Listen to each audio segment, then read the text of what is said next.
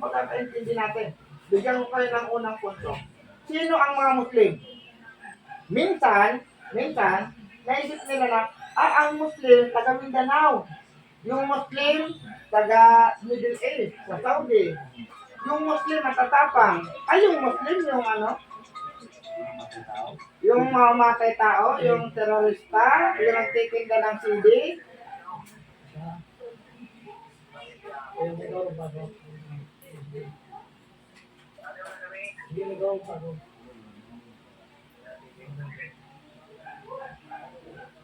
So, yung iba naman sinasabi nila na, taga Mindanao ka, may dugo kang Muslim.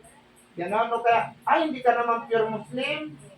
Minsan, half-half ka lang, ganon. Or, yung mga Muslim yung nagtitinda dyan sa tabako.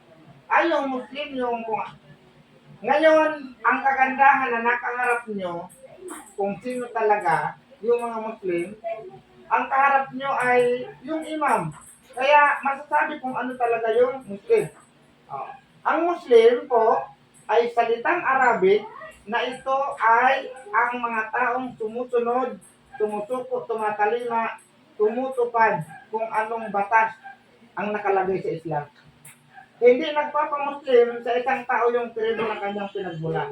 Or hindi nagpapamuslim sa tao yung kanyang lingwahe. Ang tandaan natin, ang nagpapamuslim sa tao ay yung pagsunod, pagsuko at pagtalima niya. Lahat ng nilikha ng tayo na isang tagapaglikha matatawag na Muslim.